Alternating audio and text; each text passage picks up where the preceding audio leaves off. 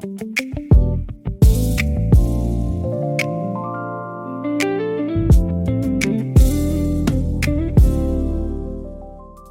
迎嚟到 A 主32研究咩 Logic， 我係 Hiva， 呢度係噏東噏西嘅節目。好，同阿豪哥又再嚟，今期傾啲咩內容啊？豪哥，呢期可能講啲敏感啲兩性嗰啲嘢啦，話題，兩性關係嗰啲啦。我其實而家我覺得最想講嘅就係一個極端嘅女權主義，係同埋一個大男人主義。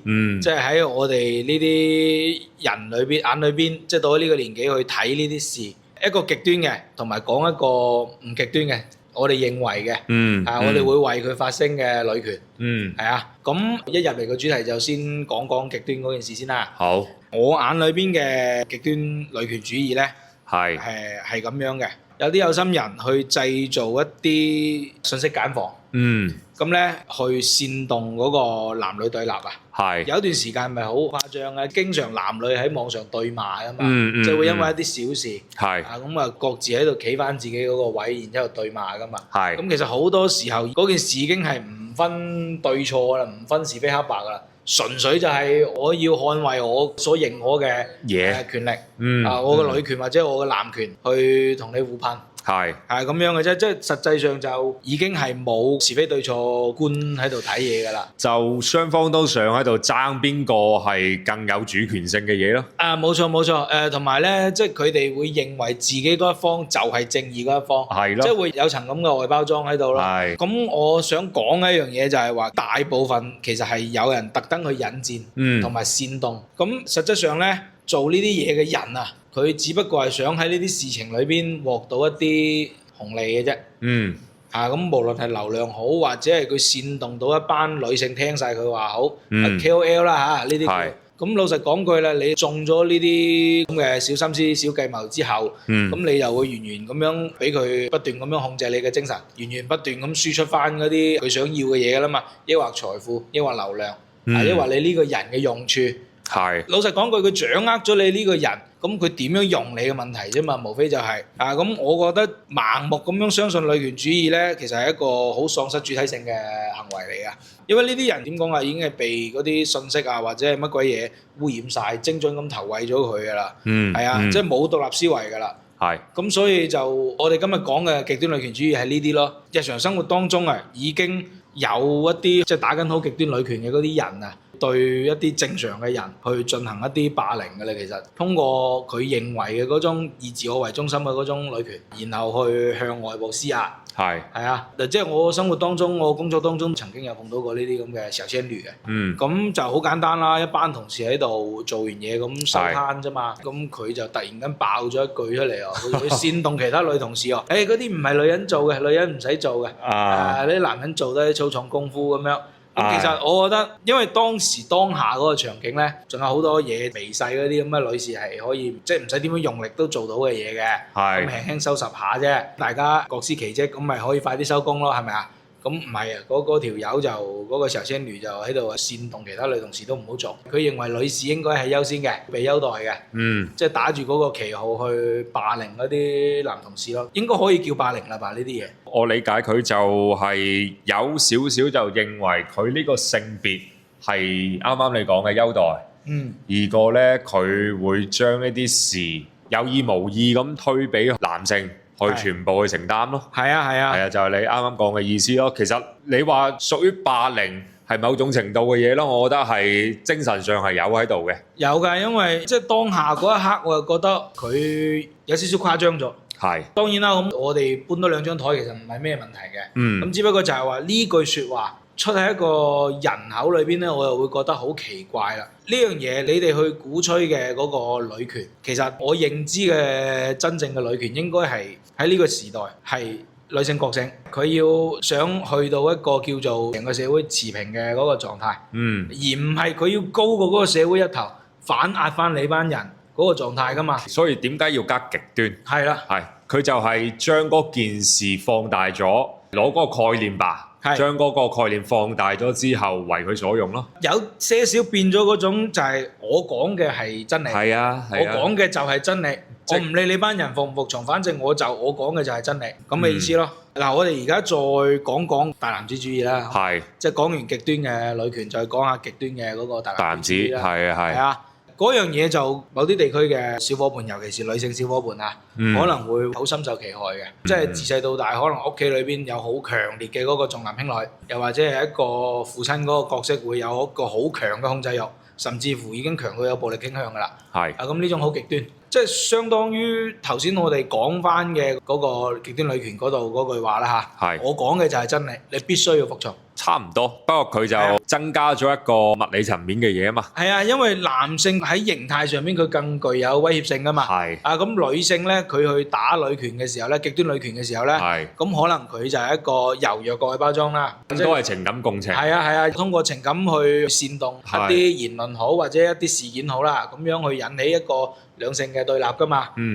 其實大男子主義，我自己認為同啱啱講到嘅極端女權其實係相似嘅，就係兩方都想控制對方為主嗰件事。好咩嘅咧？呢度有個點就係話女權嘅起點係爭取平等啊嘛。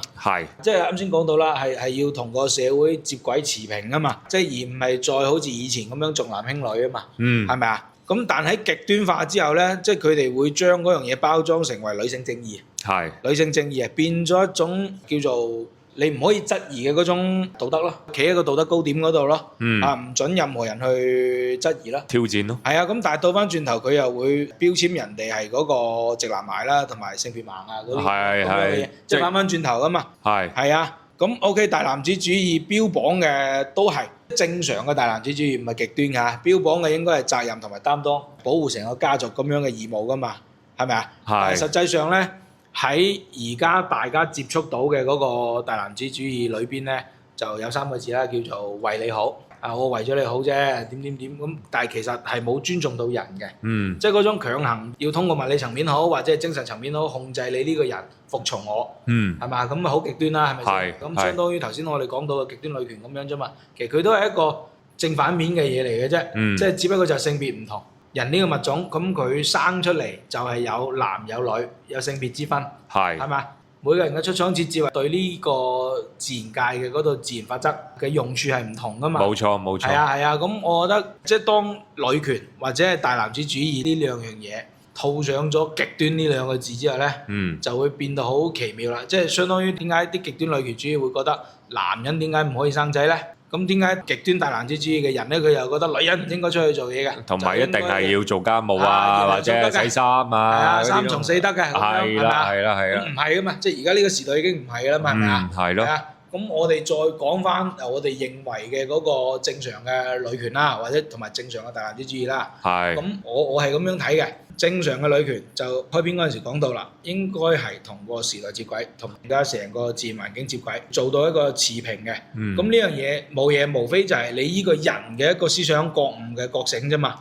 即係我嘅精神可以釋放到一個點樣嘅程度咧，就係話，譬如我好自立自強嘅，我亦都好自愛嘅。咁樣嘅女性，你去作為一個女權嘅嗰個發聲。我覺得係非常之符合邏輯、符合常理嘅。我作為一個男性，我亦都非常支持呢種行為。因為確實喺呢個時代，女性係要被尊重、被看見，因為佢已經包容咗我哋男性嘅大男子主義咁多年啦。其實到呢個時代，其實應該係要大家應該係一個好平等嘅關係嘅。其實都係想傳達翻就係以前嘅文化導致咗男女之間嘅矛盾。包括啱啱講嘅男性對女性以前嘅一啲做法或者係社會文化嘅影響下咯，產生咗一個咁嘅女權嘅呢個概念出嚟。咁莫非其實佢想做到嘅一件事，女生可以喺個社會上邊有自己嘅嘢可以俾人睇見啊，或者係可以令到個社會大家對佢係公平睇待咯。而唔係好似啱啱講嘅，如果極端咗佢啦，就係變咗味。就其實唔係佢原本呢件事嘅出發點嚟嘅。係啊，因為無論係當下嘅男權好女權好，其實我覺得最終嘅一個目的都係兩性平衡。即係喺呢個社會或者喺呢個家庭生活當中，處於一個平衡嘅狀態，處於一個互補嘅狀態。我相信一個家庭裏邊或者一個社會裏邊，係冇一件事可以通過單一個性別完成到嘅，所有嘢必須有協可以解決得到作㗎。我哋哪怕日常嘅最簡單唔好講成個社會咁大啦，講日常結咗婚嘅人都應該好深有體會㗎啦。尤其生小朋友啦，咁嘅時間就會越嚟越緊迫啦，係咪啊？可以用嘅時間就越嚟越少啦。咁呢個情況底下，肯定係要互相協作嘅。喂，你男人係咪就唔可以洗衫先？冇錯。唔可以煮飯，唔可以拖地先？係咪啊？咁女人係咪就係只可以湊仔啊？其他嘢做唔到啊？咁唔係噶嘛，女性佢一樣要面對個社會，一樣要工作，佢有佢壓力噶嘛。咁你男性 OK，你有你嘅工作，你有你嘅壓力，大家都係有壓力噶嘛。咁樣 OK， 翻到屋企啦，關埋門要過日子嘅時候啦，咁你又 hea 我又懶，咁咪唔得咯。嗰個平衡狀態咪會打破咗咯。一旦會處於呢種狀態咧，大家都會認為對方做得唔好，做得唔夠足。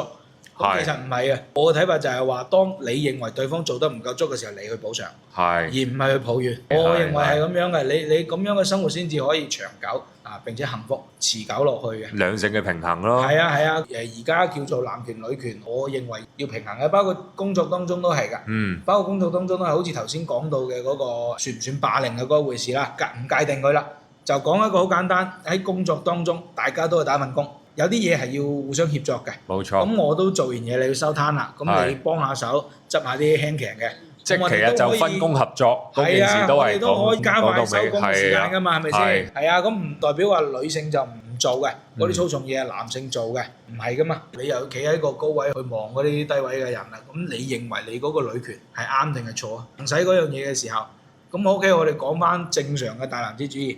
咁呢度又有個説法嘅，因為好多喺經過極端化，然之後通過一啲言論或者一啲引導去異化咗呢件事之後咧，就好多人認為大男子主義就係錯嘅。有我同你講唔係嘅，依個嘢你要分析到嗰個男人當下佢喺度承擔緊嘅一個責任。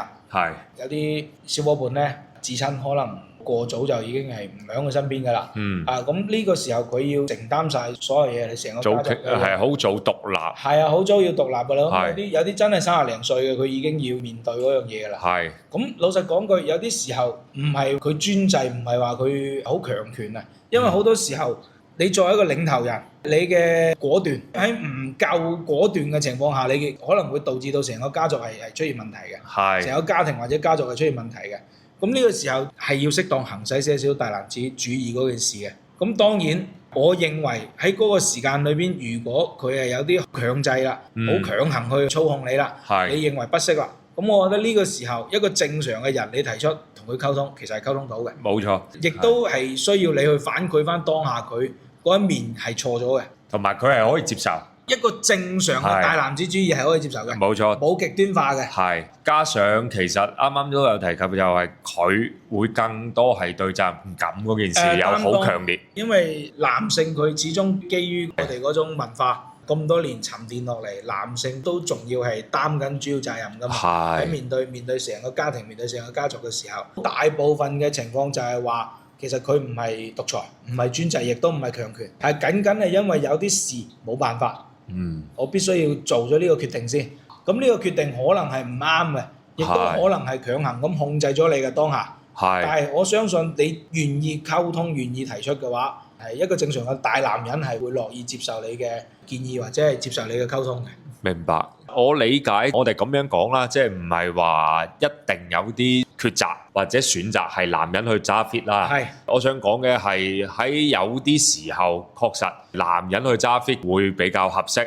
亦都可以講翻就係有啲事係女人去揸 fit 比較合適。係，即係其實要因事而論。係，冇錯。同埋其實我哋啱啱解釋嗰個所謂嘅大男子係更多係嗰種係有特殊背景或者係喺嗰個時代出嚟嘅一啲產物，係，而唔係嗰種極端化，我甚至乎係要通過武力去控制你，冇錯，服從我呢種扭曲咗啦，係嗰個就係真真正正嘅大男子主義啦。係啦，我哋而家講緊嘅嗰個，老實講句，應該成個中國每個人都多多少少會有接觸過大男子主義嘅，無論男女啦，都有接觸過呢樣嘢嘅。到咗呢個年紀，我再倒翻轉頭去睇翻呢件事，你會發現其實好似我老豆咁，其實唔係嘅。到而家你知道佢嘅難處，知道佢嘅苦衷嘅時候，你就覺得哦，原來嗰啲唔叫大男子主義，僅僅係因為呢個人需要對當下嗰一刻負責。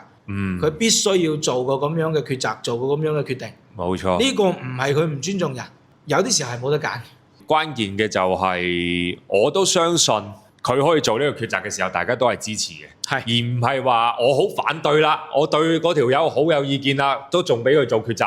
冇錯，即係呢個又係基於人與人之間嘅尊重，無論係同性定係異性啦，係咪啊？呢件事就唔分啦，冇錯，係啦。咁我覺得就其實啱啱帶出嚟嘅一個好關鍵嘅就係、嗰件事係基於嗰個人係有責任感，同埋即係佢唔係為咗去將嗰件事去控制某一個人先做嘅。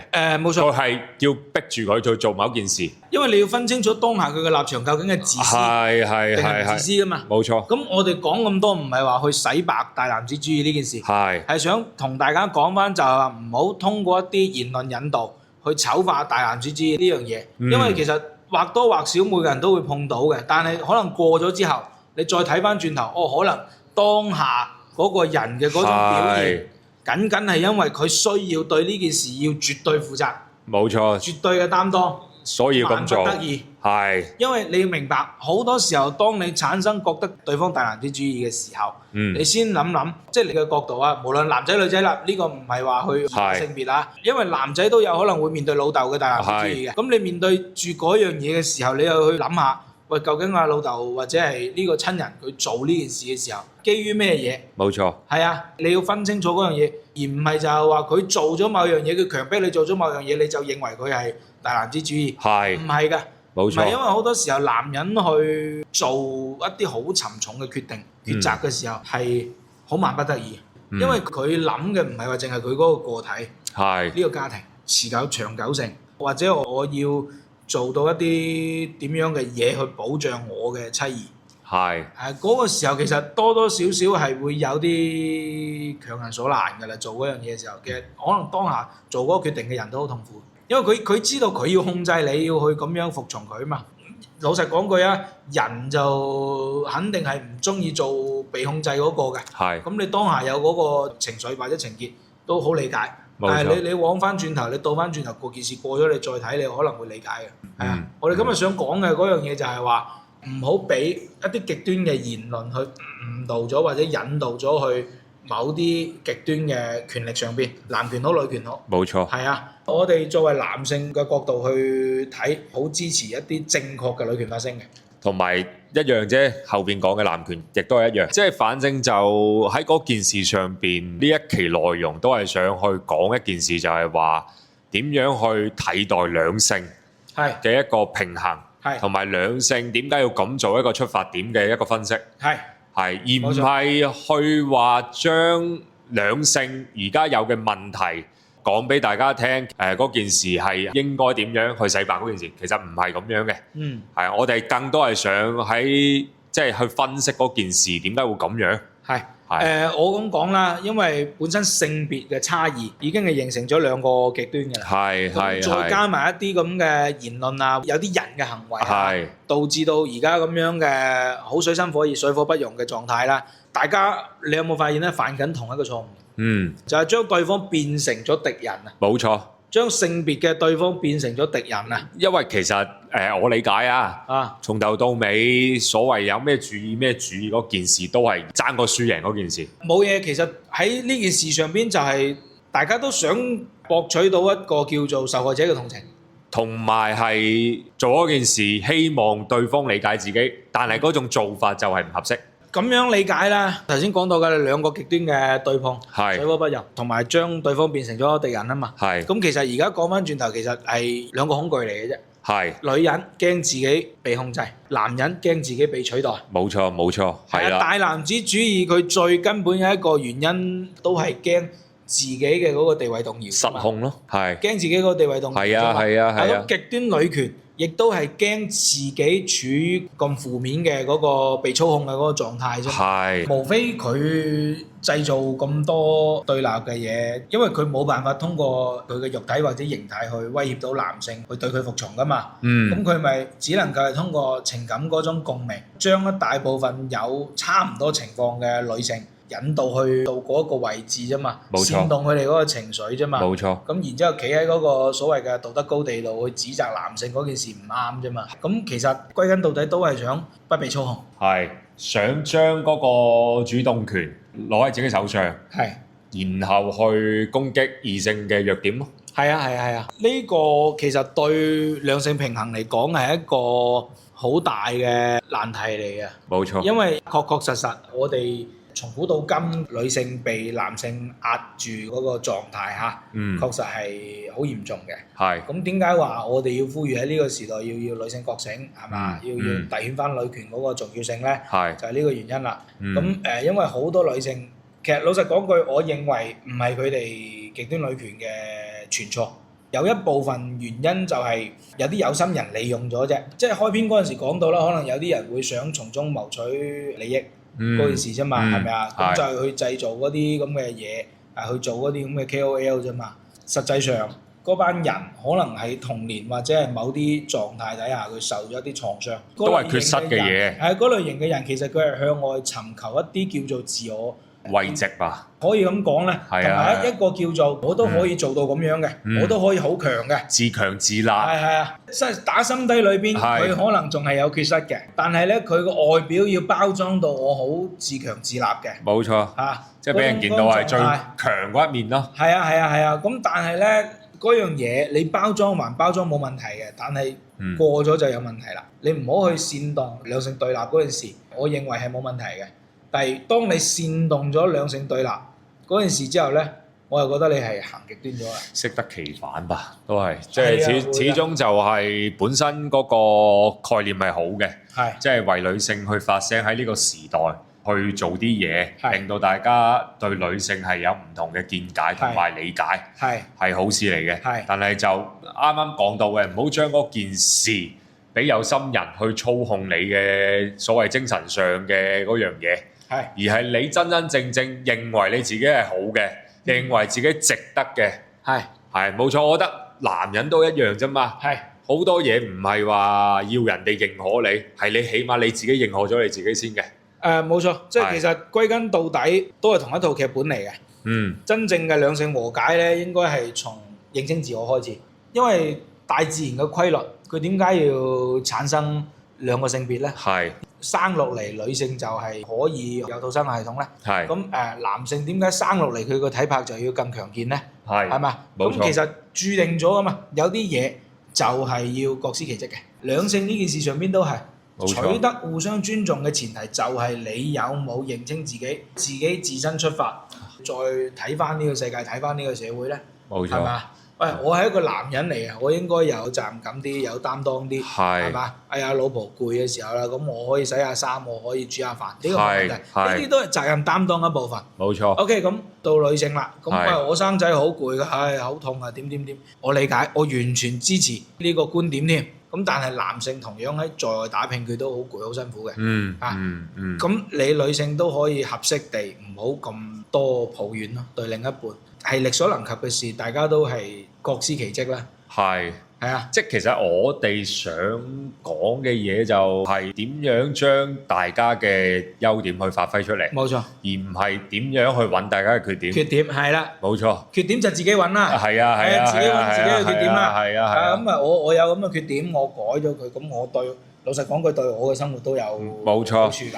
咁當然結咗婚，你嘅另一半覺得你有問題，咁係可以喺溝通上邊去了解自己都冇問題。但係我覺得係前提就係兩個人係正向溝通咯，而唔係嗰種係互相打擊或者係互相去攻擊對方嗰個狀態。盡量咧，我覺得男仔女仔都好咧，尤其是而家呢個碎片化咁勁嘅嗰個信息時代，即係好多係錯誤嘅嘢係植入咗我哋嘅腦海度。冇錯。係啊。即係會扭曲晒呢個性別嘅優點，佢嘅美好，咁並且大數據已經知道晒你男女㗎啦，咁樣點樣推嗰啲嘢俾你睇嘅問題啫嘛，冇錯，有心之人點樣推嗰啲嘢嘅問題啦，係啊，咁其實認真生活嘅人咧，直接係隔離咗嗰啲內容㗎啦，因為我會思考㗎嘛，我會諗㗎嘛，咁確實嗰件事係唔合邏輯、唔符合常理嘅。我仲睇落去冇可能噶嘛，係咪先？係。咁而家網上嗰樣嘢係發展得好劇烈嘅。今期就係帶出嚟啱好，即係喺而家呢個時代，大家對兩性嗰個衝突感咁強啦，矛盾有啲大嘅情況下攞出嚟傾傾。咁當然我係好尊重你嘅難處，亦都好尊重你嘅嗰個可能過往嘅一啲缺失。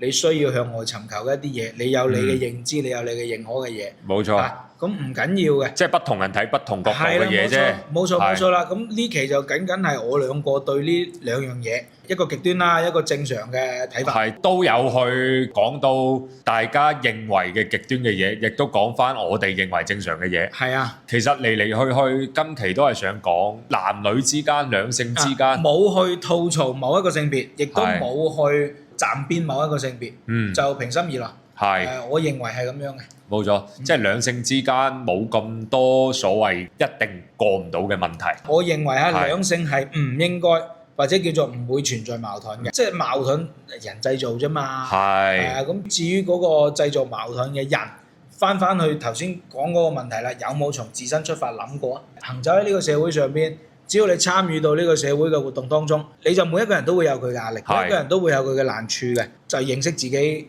即係我都有缺點嘅，或者係我都有問題嘅。認識到呢個點之後咧，你再出發翻去睇翻兩性嗰個問題，其實就好明瞭。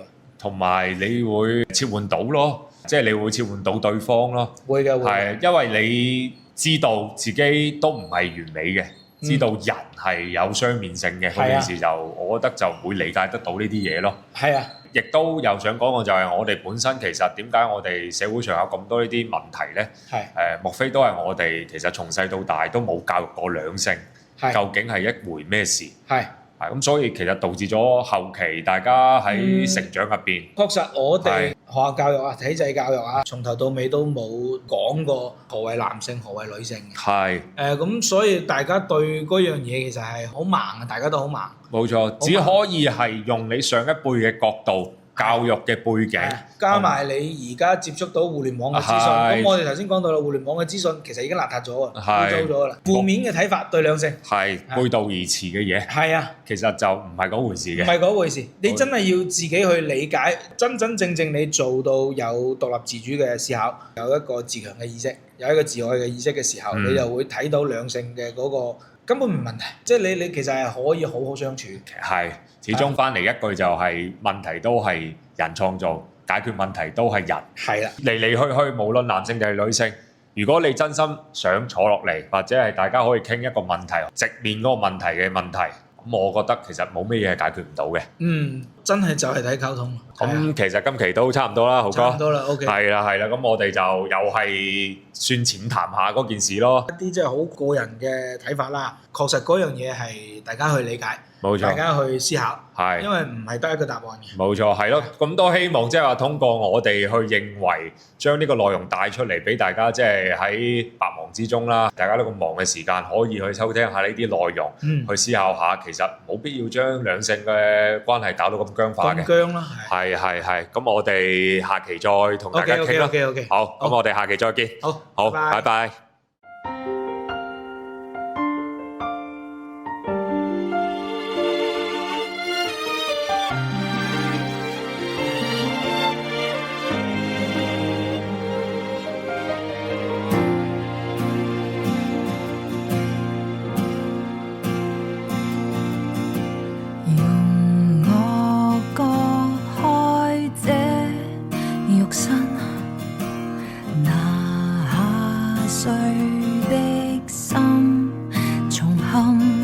歲月會悠然帶走喜怒憤，學會感謝那錯的人。